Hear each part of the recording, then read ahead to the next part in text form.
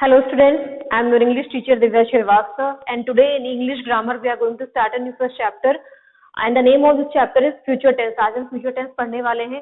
Previous videos में हम already पढ़ चुके हैं tense का एक overview कि present, past, future तीन टाइप के tense होते हैं और present और past tense भी हम पढ़ चुके हैं. आज हम future tense पढ़ने वाले हैं. ये कितने टाइप के होते हैं और इसको कैसे हम sentence इसमें frame करते हैं. पहले मैं आपको ये बता दूं कि जो टेंस होते हैं चाहे पास्ट टेंस हो, चाहे फ्यूचर टेंस हो, चाहे प्रेजेंट टेंस हो, इनके 4 टाइप होते हैं. ठीक है, 4 टाइप होते हैं इनके. एक होता है सिंपल, आपका सिंपल होता है. अगर प्रेजेंट की बात की जाए तो simple present, present continuous, present perfect और लास्ट होता है हमारा प्रेजेंट परफेक्ट कॉन्टिन्यूअस. उसी तरीके पास्ट में भी है simple past, past continuous, past perfect and past perfect continuous.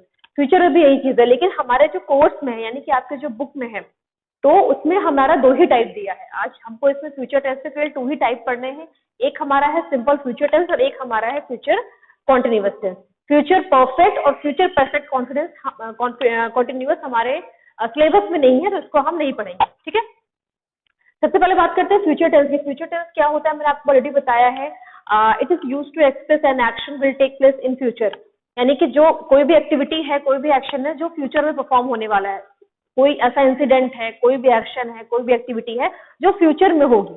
ठीक है, ना वो पास्ट में हुई थी, ना अभी प्रेजेंट में हो रही है, वो फ्यूचर में होगी. ठीक है, तो ऐसी एक्टिविटी को, ऐसे एक्शंस को हम, ऐसे सेंटेंस को हम फ्यूचर टेंस में फ्रेम करते हैं. अब इसके टाइप देखते हैं. जैसे यहाँ दिया हुआ है सिंपल फ्यूचर टेंस और यहाँ दिया है फ्यूचर कॉन्टिन्यूअस टेंस. पहले हम ये पढ़ेंगे सिंपल फ्यूचर टेंस क्या होता है. Simple future tense is used to express an action which will take place in the time to come. In the time to come यानी कि in the time, in upcoming time, in future. एक ऐसा incident, एक ऐसा action जो कि future में होगा.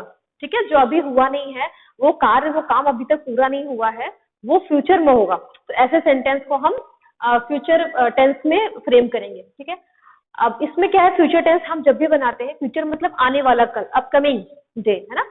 पास्ट हमारा जो बीत गया यानी कि यस्टरडे, प्रेजेंट यानी कि आज, टुडे, और फ्यूचर के लिए हम क्या वर्ड यूज करते हैं, टुमारो यूज करते हैं. तो कुछ वर्ड्स ऐसे हैं जिनको आप देख के सेंटेंस में समझ जाएंगे कि these words are, these sentence are future tense. Like tomorrow, next year, upcoming days या नेक्स्ट वीक. आप इस तरह की चीजें जब कभी देखेंगे सेंटेंस में तो यू विल नो कि हाँ ये सेंटेंस हमारा फ्यूचर टेंस में. क्यों? क्योंकि इसमें टुमारो यानी कि आने वाले समय की बात की हुई होती है. ठीक है, टुमारो की बात की जाएगी, नेक्स्ट ईयर की, नेक्स्ट वीक की बात की जाएगी जो कि आने वाला है. राइट, तो ऐसे सेंटेंस में हम फ्यूचर टेंस कहते हैं. अब इसका हम देख लें कि बनाए कैसा सिंटेक्स देखते हैं. सेम जैसे कि प्रेजेंट में है, पास्ट में है, फ्यूचर में, टेंस में जो सेंटेंस फ्रेमिंग होती है वो सबकी सेम होती है. ठीक है, हमें बस क्या चेंज करना है, हमें हमारी ऑक्सिलरी वर्ब्स यानी कि हेल्पिंग वर्ब्स पे ध्यान देना है. हमारी जो मेन वर्ब है उसकी फॉर्म्स पे ध्यान देना है कि फर्स्ट या सेकंड या थर्ड फॉर्म कहाँ पे लगेगी. बस हमें इतना ही समझना है टेंस में, इसके अलावा कुछ भी आपको नहीं देखना है. ठीक, सबसे पहले हम सब्जेक्ट लगाएंगे. जैसे कि हम जानते हैं नाउन, प्रोनाउन कुछ भी आप यूज कर सकते हैं. उसके बाद इसकी ऑक्सिलरी वर्ब्स क्या है, इसकी हेल्पिंग वर्ब्स क्या है, विल, शैल. ध्यान रखिएगा, विल, शैल हमारी ऑक्सिलरी वर्ब्स है जिनको हम हेल्पिंग वर्ब्स भी बोलते हैं. यहाँ हमारी आ जाएगी मेन वर्ब. उसके बाद हमारी मेन वर्ब आएगी. मेन वर्ब किस फॉर्म में साथ आएगी, फर्स्ट फॉर्म के साथ, यानी कि जो बेस हमारा बेस वर्ब है हमारी वो यहाँ पे यूज की जाएगी. उसके बाद हमारा ऑब्जेक्ट का यूज किया जाएगा. ये हमारा हो गया सिंपल सेंटेंस यानी कि इंडेफिनिट बोल दीजिए या सिंपल सेंटेंस बोल दीजिए. अब इसी का अगर नेगेटिव बनाते हैं, इसी का नेगेटिव बनाएंगे तो इसका सिंटेक्स में कोई चेंजेस नहीं हो, केवल विल, शैल के साथ नॉट का यूज हो जाएगा. ठीक है, ऑक्सिलरी वर्ब्स के साथ केवल नॉट का यूज हो जाता है. जैसे हमने प्रेजेंट में पढ़ा था, प्रेजेंट कॉन्टिन्यूअस की बात करें या पास्ट की बात करें, किसी की भी बात करें, इज, एम-आर लगता है, कहीं पे डिड ऑक्सिलरी वर्ब्स लगती है, जो भी वर्ब वॉज वर्ड लगती है उसके साथ नेगेटिव में केवल हम नॉट लगाते हैं. उसी तरीके हम यहाँ भी जो हमारी ऑक्सिलरी वर्ब्स है विल, शैल, ध्यान रखिएगा सिंपल फ्यूचर टेंस में ऑक्सिलरी वर्ब्स विल, शैल होती है.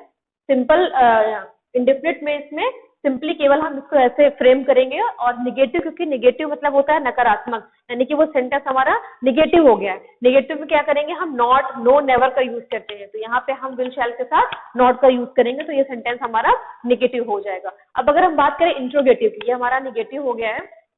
बात करें हम इंट्रोगेटिव की, तो इंट्रोगेटिव मैंने आपसे बताया था हेल्पिंग वर्ब से ही स्टार्ट करते हैं, ऑक्सिलरी वर्ब से ही स्टार्ट करते हैं. हम करते क्या है कि सब्जेक्ट और ऑक्सिलरी वर्ब को इंटरचेंज कर देते हैं.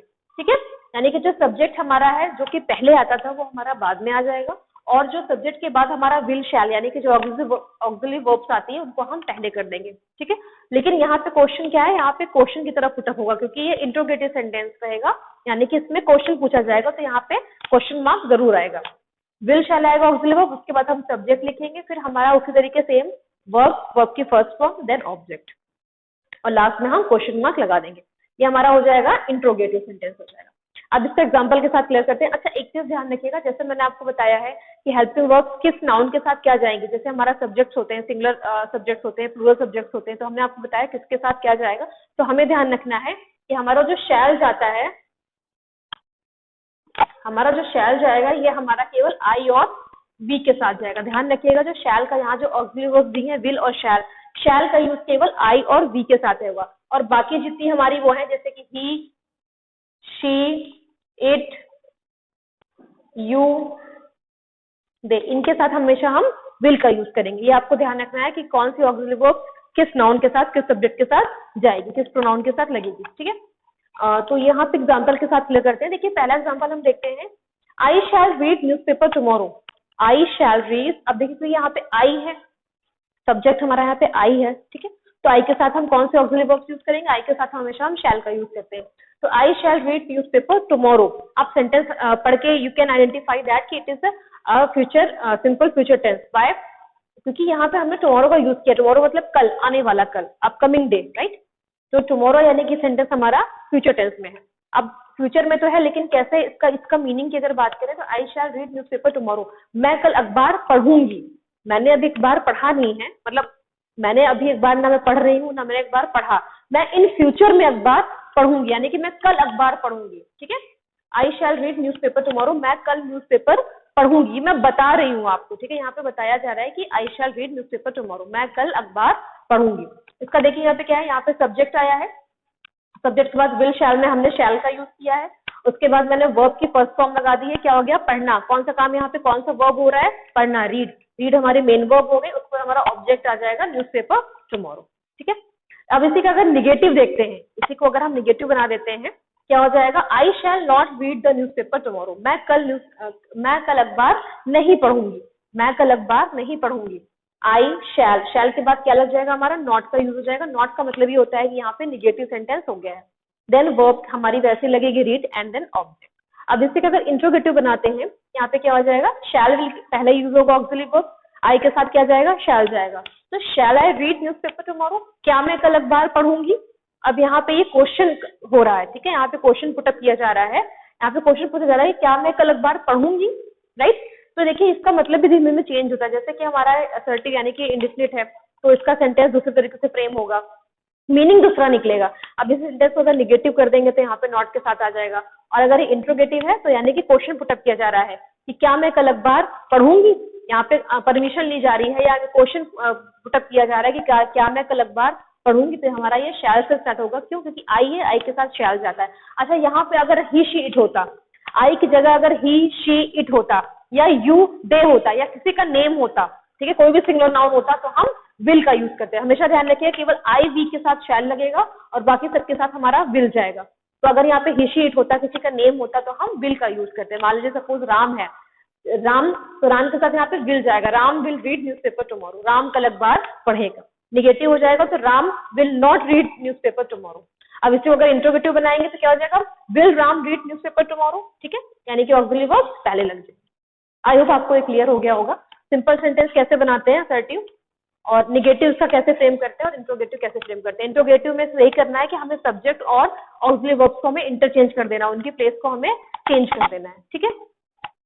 अब बात करते हैं फ्यूचर कॉन्टिन्यूअस टेंस की। फ्यूचर कॉन्टिन्यूअस का मतलब ये होता है कोई एक्शन है या कोई एक्टिविटी है जो प्रोसेस में है, ठीक है, जो कि चल रही है, रनिंग है इस समय। तो future continuous tense is used to express an action that will be going on at a time at a given point of a time in future, यानी कि फ्यूचर में कोई काम होगा, लेकिन जिस समय वो हो रहा होगा उस समय वो जारी रहेगा, यानी कि चलेगा, ठीक है।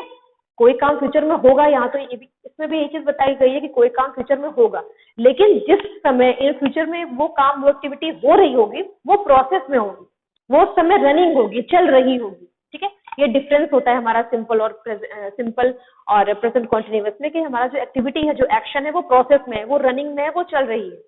अगर हम पास्ट की बात करें तो भी यही था, पास्ट टेंस में कि कर रहा होगा, कर रही थी, कर रहे थे, यानी कि पास्ट में वो है सेंटेंस लेकिन प्रोसेस में है।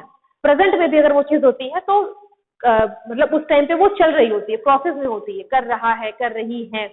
और अगर फ्यूचर में बात करेंगे तब भी ये चीजें प्रोसेस में ही रहेंगी, वो एक्टिविटी, वो एक्शन जो उस समय परफॉर्म होगा इन फ्यूचर में, वो करंट में यानी कि रनिंग में होगा, वो प्रोसेस में होगा। कॉन्टिन्यूएशन का मतलब ही होता है कि वो रनिंग में चीजें चल रही होंगी। ठीक है, देखते हैं इसका सेंटेंस, देखते हैं। सब्जेक्ट विल शैल के साथ बी आएगा, ध्यान रखिएगा। सिंपल फ्यूचर टेंस में ऑक्सिलरी वर्ब केवल विल शैल होती है और कॉन्टिन्यूअस में विल बी शैल भी होगी। ठीक है, विल शैल वैसे यूज करेंगे, आईवी के साथ शैल जाएगा और बाकी सबके साथ विल का यूज करेंगे, प्लस बी लगेगा इसमें। एंड वर्ब के साथ आईएनजी, वर्ब के साथ आईएनजी का मतलब है जो हमारा बेस वर्ब की जो फर्स्ट फॉर्म होती है, जो बेस फॉर्म होती है, उसके साथ हम आईएनजी जोड़ देते हैं। जैसे गो है, गो हमारी फर्स्ट फॉर्म है, बेस वर्ब है हमारी। ठीक है, गो का सेकंड फॉर्म वेंट होता है, थर्ड और हमारे गॉन हो गया। तो जो मेन वर्ब है यानी कि जो गो है उसके साथ आईएनजी लगा देते हैं, मेन वर्ब के साथ आईएनजी लगा देंगे, देन ऑब्जेक्ट हो जाएगा।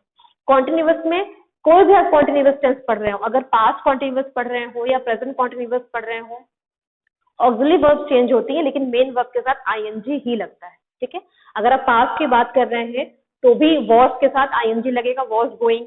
ठीक है, वर्ब गोइंग हो जाएगा।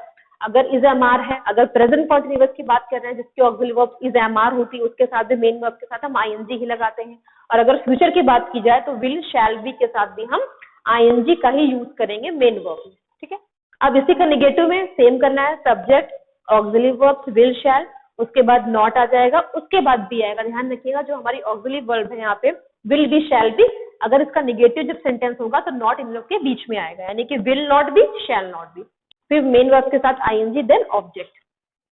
एंड द लास्ट इज, ये हमारा निगेटिव हो जाएगा, ये हमारा इंडेफिनिट हो जाएगा सिंपल, और ये हमारा हो जाएगा इंट्रोगेटिव। इंट्रोगेटिव में वही चीज करनी है, यानी कि ऑक्सिलरी वर्ब जो है उनको हम पहले ले आते हैं, सब्जेक्ट और वर्ब्स को, ऑक्सिलरी वर्ब्स को इंटरचेंज कर देते हैं उनके प्लेस को। विल शैल पहले आ जाएगा, देन सब्जेक्ट लिखेंगे, देन बी लिखेंगे, सब्जेक्ट के बाद बी आएगा।